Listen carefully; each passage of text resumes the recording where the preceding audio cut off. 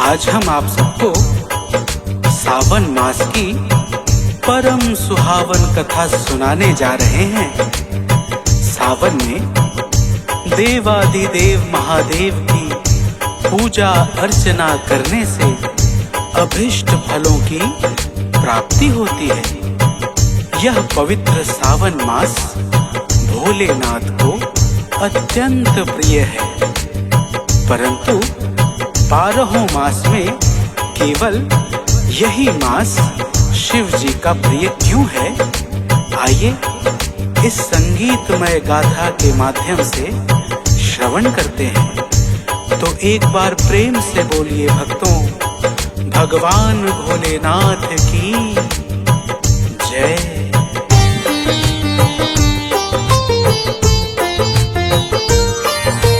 सावन की मन भावन पावन कथा सुनाते हैं, पावन कथा सुनाते हैं। भोले शंकर के महिमा की गाथा गाते हैं, हम कथा सुनाते हैं। सावन के व्रत पूजन से शिव जी खुश हो जाते हैं, पावन कथा सुनाते हैं।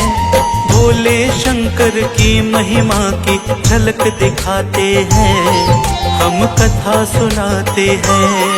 ये सावन का शुभ मास है, शिव शंकर का खास है, शिव शंकर का खास, यह सावन का प्रिय मास।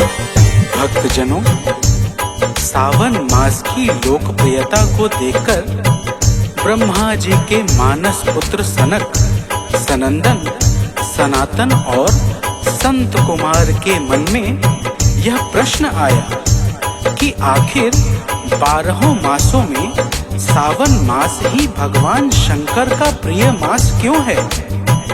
इसके पीछे क्या रहस्य और इतिहास है?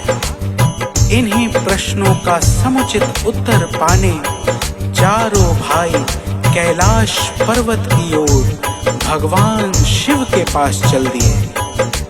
तो प्रेम से बोलिए भक्तों, बाबा भोलेनाथ की जय।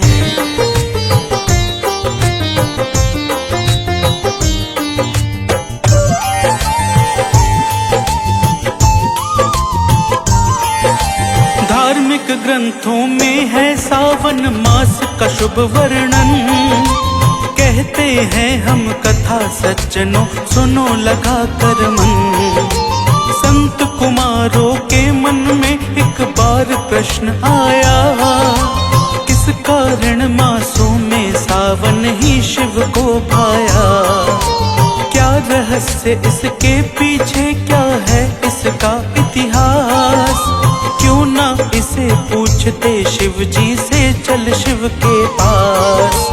ऐसा कर विचार चारों भाई पहुँचे शिवधाम। हाथ जोड़ शिव के चरणों में सादर किया प्रणाम। शिव जी संत कुमारों को सम्मुख बैठाते हैं, पावन कथा सुनाते हैं। भोले शंकर के महिमा की गाथा गाते हैं, हम कथा सुनाते हैं।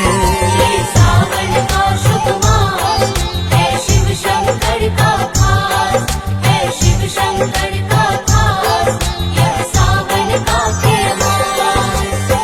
भक्तजनों, सनक, सनंदन, सनातन और संत कुमारों को भगवान शंकर ने सम्मान पूर्वक अपने सम्मुख बैठने के लिए आसन दिया। फिर सभी को कुशल मंगल जानकर अचानक कैलाश पधारने का कारण पूछा। चारों भाई भगवान आशुतोष को शीश झुकाकर अपने मन की जिज्ञासा का वर्णन करने लगे। तो प्रेम से बोलिए भक्तों, भगवान शंकर की जय।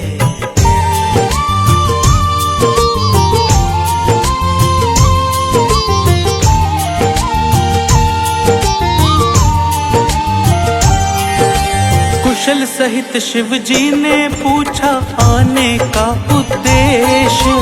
बोल सनक सनंदन सनत कुमार है शंभु महेश। है मन में एक प्रश्न सदाशिव इसको बतलाए। सावन है क्यों प्रिय आपको स्वामी समझाए। संत कुमारों की बातों को सुनकर शिव शंकर बोले पहली कथा सुनो ये है अतिशय सुंदर।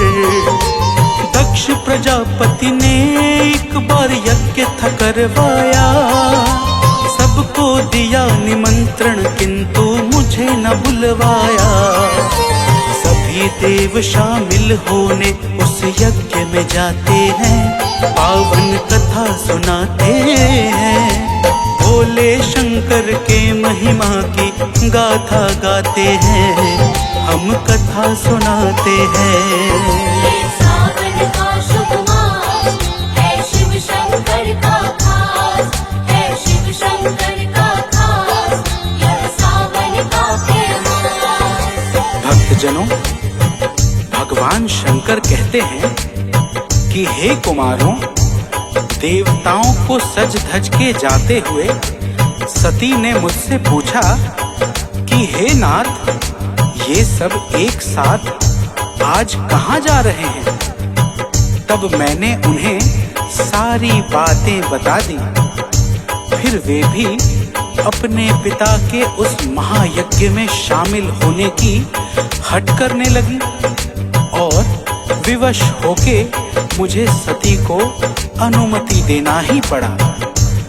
तो प्रेम से बोलिए भक्तों, भगवान शंकर भोलेनाथ की जय।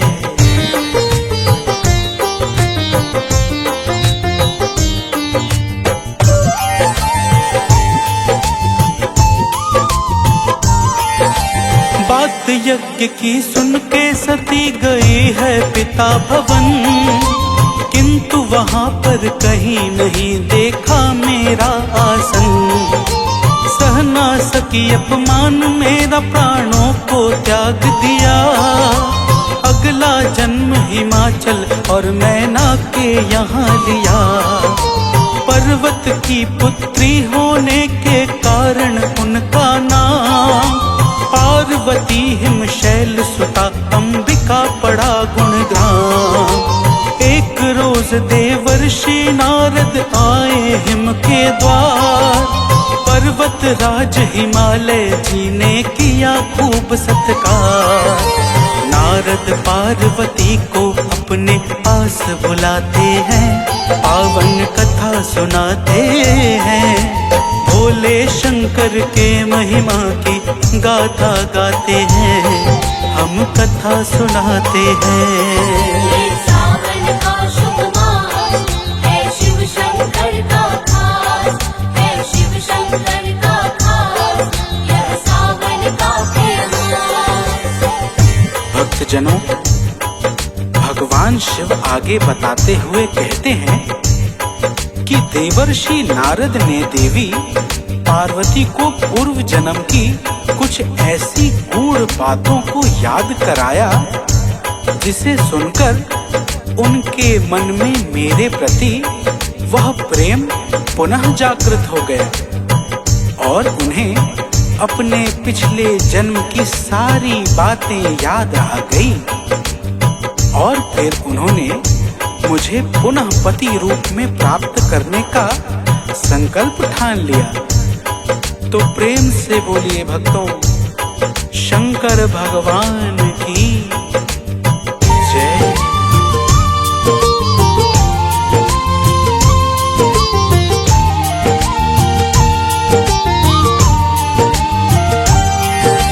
पार्वती को ऐसी कथा सुनाई नारद ने।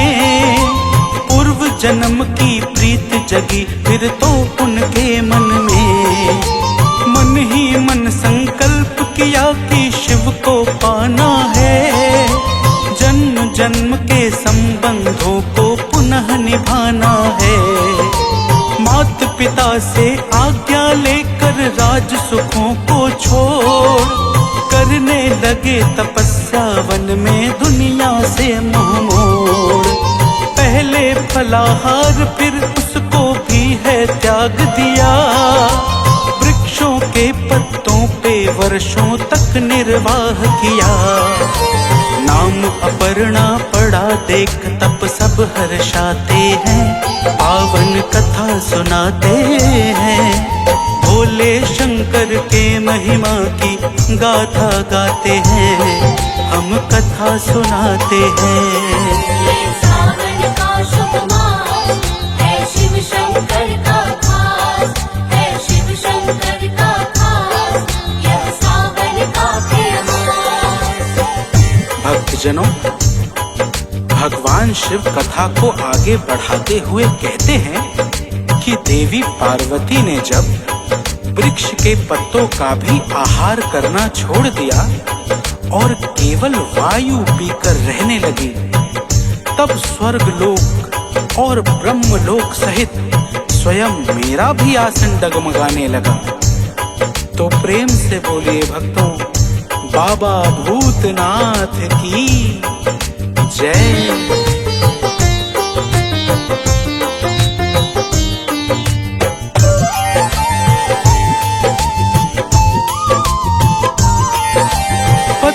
को भी छोड़ मात्र वायु का कर आहार, घोर तपस्या किया कुमारों मुझको मन में था।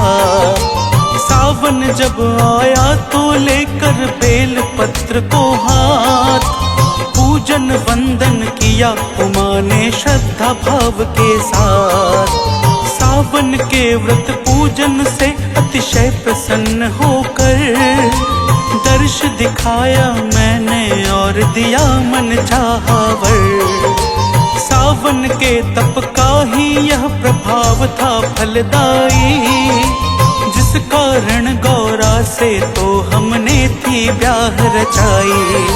सावन के ये मास इसी से मुझको भाते हैं, पावन कथा सुनाते हैं।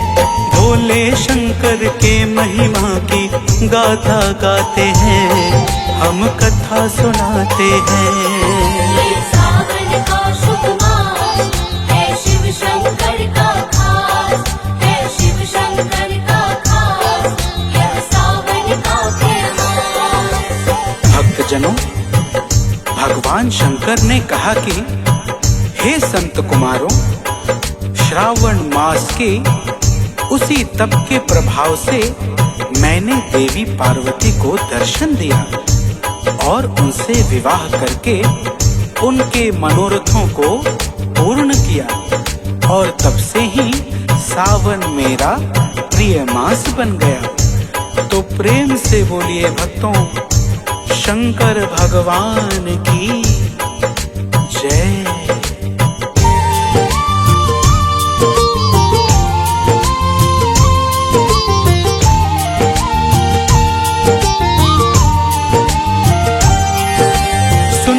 के शुभ कथा जोड़कर अपने दोनों हाथ, बोले संत कुमार यही कारण है क्या है नाथ।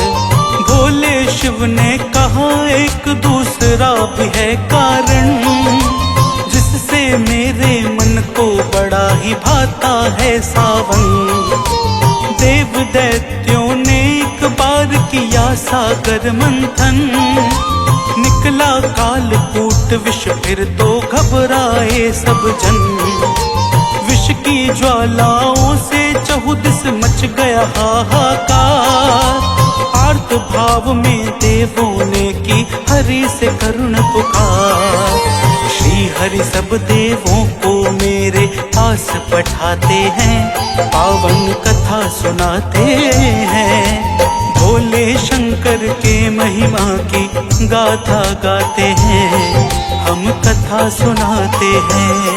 ये सावन का शुभ मास है शिव शंकर का खास, है शिव शंकर का खास, यह सावन का त्योहार। भक्तजनों, भगवान शिव ने कहा कि हे कुमारों, जब सभी देवता अत्यंत व्याकुल होकर भगवान विष्णु की शरण में जाके उनसे निवेदन करने लगे तो श्री हरि ने सबको भली प्रकार समझाकर मेरे पास भेज दिया। फिर सभी देवता दुखी होकर मुझसे कालकूट विष के उपचार की प्रार्थना करने लगे। तो प्रेम से बोलिए भक्तों, बाबा वैद्यनाथ की जय।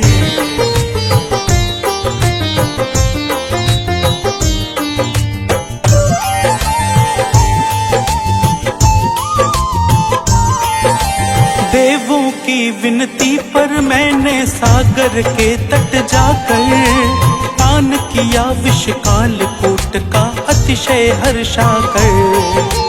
कालकूट की गर्मी से मैं भी कुछ अकुलाया, फिर देवों ने मिल गंगा जल मेरे शीश चढ़ाया। जल की शीतलता से मिला है मुझको जब आराम, तब से ही जल अर्पण का प्रारंभ हुआ शुभ काम। सावन में यह घटना घटी इसलिए सावन मास मुझको अति भाता है, मेरे भक्तों का है खास। सावन में मेरे भक्तों के मन हर्षाते हैं, पावन कथा सुनाते हैं। भोले शंकर के महिमा की गाथा गाते हैं, हम कथा सुनाते हैं। ये सावन का शुभ मास है शिव शंकर का खास, है शिव शंकर का खास, यह सावन का मास। भक्तजनों, भगवान शूलपाणी के मुखारविंद से श्रावण मास की अद्भुत महिमा को सुन के सनक, सनंदन, सनातन और संत कुमार का मन आनंद से भर गया। उनका रोम रोम पुलकित हो उठा। फिर चारों भाई हाथ जोड़कर प्रेम पूर्वक भगवान शिव से कहने लगे कि हे प्रभु, कृपा करके आप ऐसे ही सावन के कुछ और महात्म का वर्णन कीजिए। तो प्रेम से बोलिए भक्तों, शंकर भगवान की जय।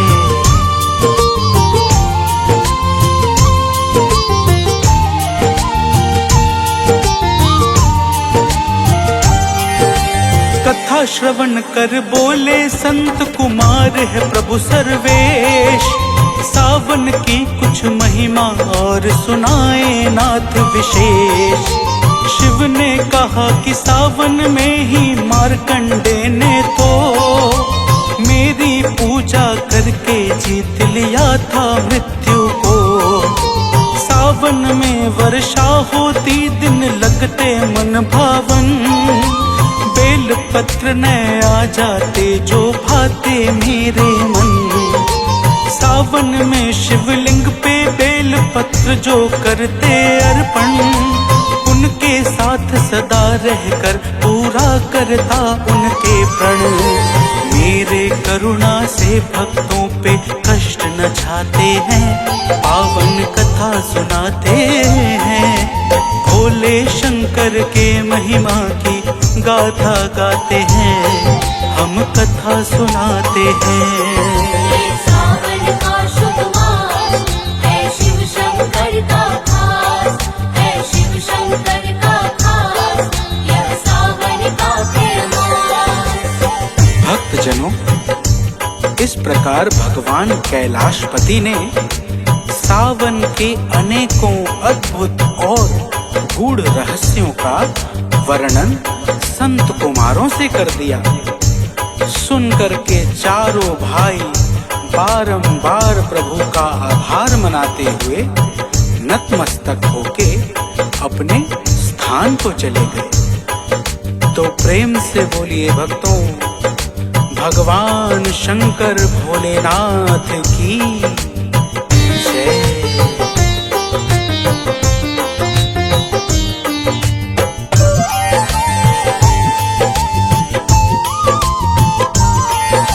सावन की महिमा शिव जी ने गाई कई प्रकार, सुनकर हर्षाए हैं सनक सनंदन संत कुमार।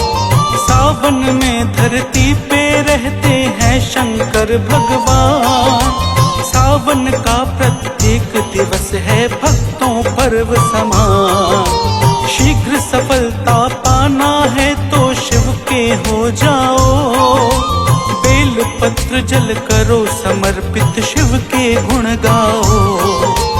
आलोक चौबे सानंद ने बोल शिव का करके ध्यान, सावन की महिमा मनोज बंटी संग किया बखान। शिव की महिमा सुनने वाले शिव को पाते हैं, पावन कथा सुनाते हैं।